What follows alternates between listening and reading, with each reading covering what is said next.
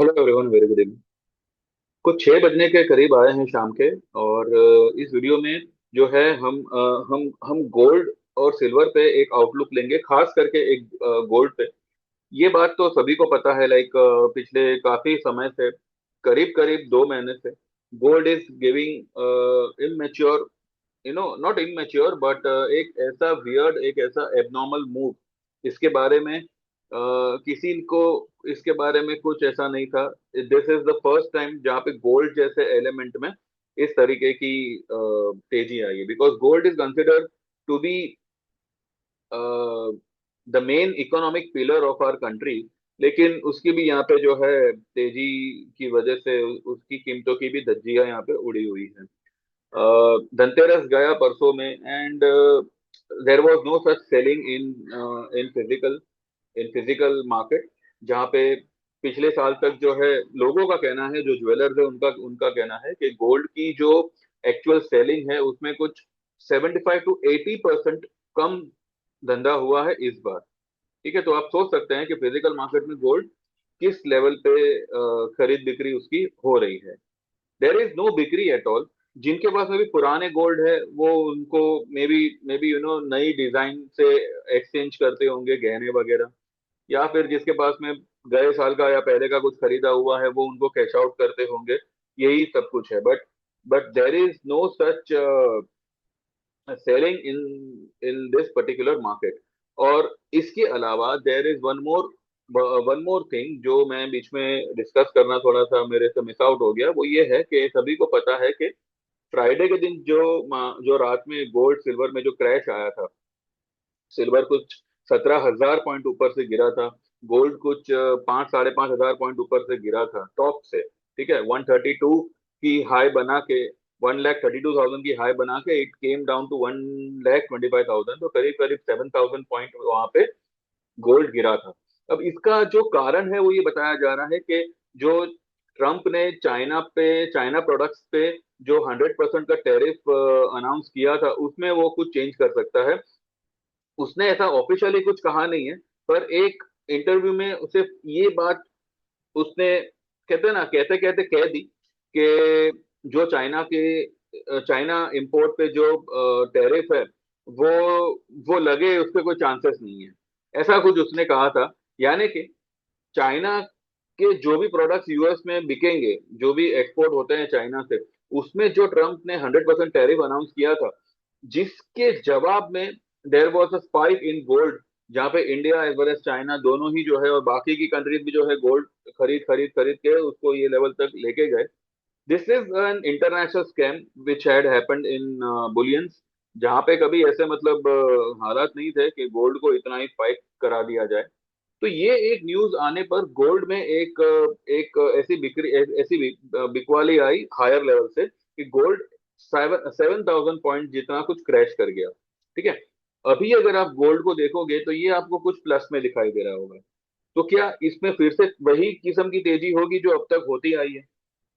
ठीक है, तो इसके ऊपर जो है हम एक व्यू लेते हैं चार्ट पे कि भाई अगर अब अगर अभी अभी क्योंकि क्योंकि गोल्ड में एक ऐसी मूव आई है जिसका इंतजार हर कोई सेलर कर रहा था, हर कोई ट्रेडर कर रहा था। तो अब वो मूव आई है, तो अब हम क्या करें? ठीक है, तो आइए चलते हैं चार्ट पे and let's have a look के अब गोल्ड में क्या करना चाहिए।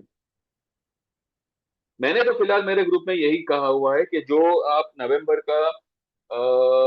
नवंबर का एक लॉट लेके काम कर सकते हैं। 1,25,000 का पुट या 1,22,000 का पुट, ये सब मैंने जो है सुझाव दिया हुआ था।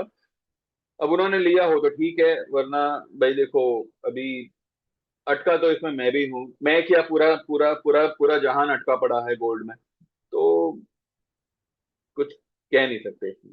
ठीक है, अब देखिए, ये जो लाल कैंडल है ना, और इसके बाजू वाला ये जो ग्रीन कैंडल है, अब ये जो ग्रीन कैंडल है ना, ये बुलिश कैंडल है या ये एक बुलिश हैरामी पैटर्न है, वो तो जब आज क्लोज होगा तभी पता चलेगा।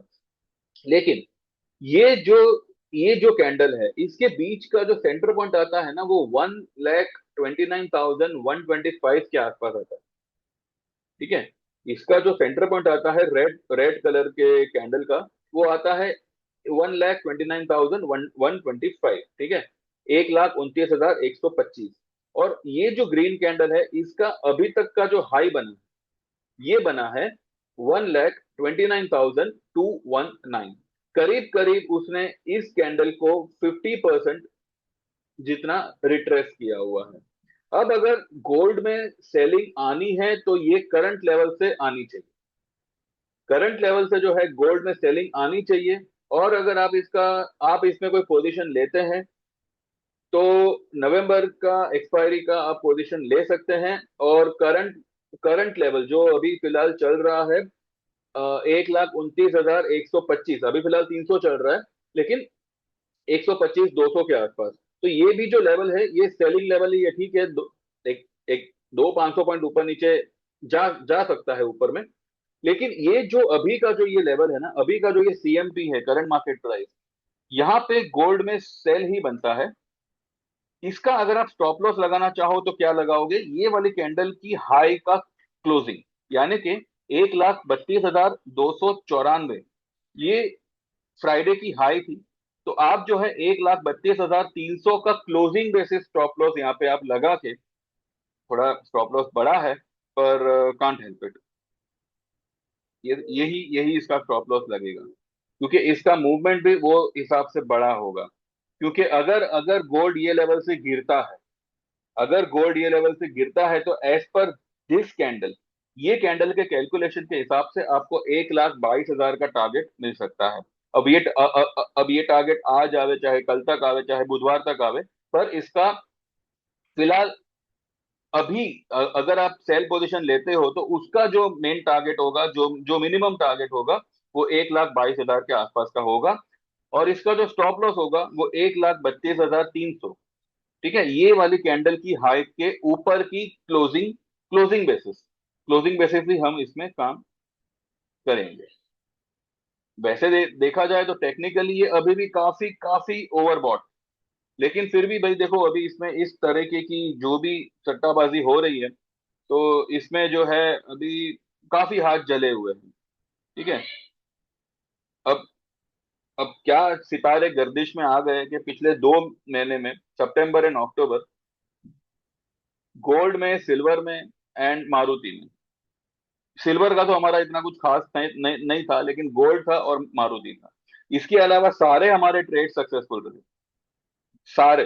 लेकिन ये दो में जो है लोगों की पोजीशन भी बड़ी बनी, और वो हिसाब से जो है इसमें कोई खास गिरावट नहीं आई, और इसमें हम अटक गए। लेकिन आई एम डैम कॉन्फिडेंट कि नवंबर में ही जो है ये सारा मसला सॉल्व हो जाएगा, जिसका जो लॉस हुआ है वो सब कवर अप हो जाएगा, उसमें मुझे कोई ये नहीं है। इसीलिए मैं अब गोल्ड में जो है यहाँ पे यही सुझाव दूंगा कि अगर यहाँ पे कोई अगर पोजीशन लेना चाहे तो नवंबर की पोजीशन ले सकता है। और क्लोजिंग बेसिस स्टॉप लॉस यहाँ पे आप 1,32,300 का लगा सकते हैं, ठीक है। लेकिन एक लॉट से ही काम काम करे भैया। वैसे इसका देखिए 1,29,125, ये इस कैंडल का सेंटर पॉइंट बनता है। इसका अगर हम 61.8% निकाले, चलिए निकाल ही लेते हैं, उसके बाद ही जो है we will come to know the actual level के भाई कहाँ तक ये ऊपर में निकल सकता है। तो 132,294 और है 125,957, इसका डिफरेंस आता है 6,337 का। तो इसका 61.8% अगर हम निकालें तो बनता है 3,916, ठीक है। इसको आप 1,25,957 में जोड़िए तो ऊपर में ये जा सकता है 1,29,900, ठीक है। 1,29,900 के आसपास या करंट मार्केट प्राइस पे आप जो है इसको सेल कर सकते हैं, और इसका स्टॉप लॉस आप लगा सकते हैं 1,32,300 का क्लोजिंग बेसिस, ठीक है। तो फिलहाल ये एक ट्रेड रहेगा। जो लोग भी लेना चाहें ले सकते हैं भैया, लेकिन स्टॉप लॉस स्ट्रिक्टली फॉलो करिएगा। और या फिर आप वेट एंड वॉच करिए, ये मेरा फिलहाल सुझाव है। ये फिलहाल मेरा ऐसा मानना है गोल्ड के लिए, ठीक है। फिलहाल हम सिर्फ गोल्ड ही देखेंगे। और रही बात क्रूड की, क्रूड ये देखिए काफी काफी लो हो चुका है, और इसका जो स्टोकेस्टिक है वो भी 3 पे आ चुका है। Any time crude is going to spike up, और मुझे यही लग रहा है कि ये week is very much crucial for the stock market as well as for the bullions, खास करके गोल्ड। और ये जो है अपना क्या कहते हैं क्रूड जो है वो ये लेवल से अच्छा खासा स्पाइक करेगा। डाउन साइड का रिस्क जो है वो मेरे ख्याल से हो चुका है, क्योंकि परसों की जो कैंडल है ना, अभी तक आज की कैंडल ने परसों की लो को ब्रेक नहीं किया है। ठीक है, और परसों की जो लो बनी है वो एग्जैक्टली इस डाउन ट्रेंड के लोअर लोअर एज पर ही बनी हुई है। थोड़ा सा रह गया है, पर ठीक है, इतना भी कुछ ये नहीं है। थोड़ा सा रह गया है। अगर अगर आज अगर ये नीचे आता है, ठीक है, एक सेकंड, आज अगर ये मानो नीचे आता है तो इसका इसका जो सपोर्ट बनेगा ना वो यहाँ पे बनेगा।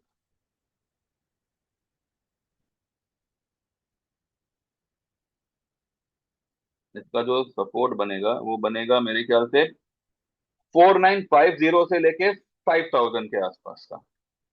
तो ज्यादा दूर नहीं है, एक 50-80 पॉइंट यहाँ से दूर है करंट लेवल से। तो फिलहाल गोल्ड अपना क्रूड जो है वो सपोर्ट पर है, गोल्ड जो है वो रेजिस्टेंस पर है। अब बस देखना यही है कि गोल्ड कौन से लेवल से गिरता है, गिरता भी है या नहीं। और अगर गिरता है तो जो मैंने टारगेट दिया है 1,22,000 का, वो आज में कल में आता है या नहीं। ठीक है, बस बाकी देखते देखते हैं कैसे क्या होता है। And those who wants to join, तो भाई आपको सब आगे का प्रोसीजर पता है। बाकी जो भी होगा हम कल बात करेंगे। ठीक है, thank you very much, bye bye, take care and see you.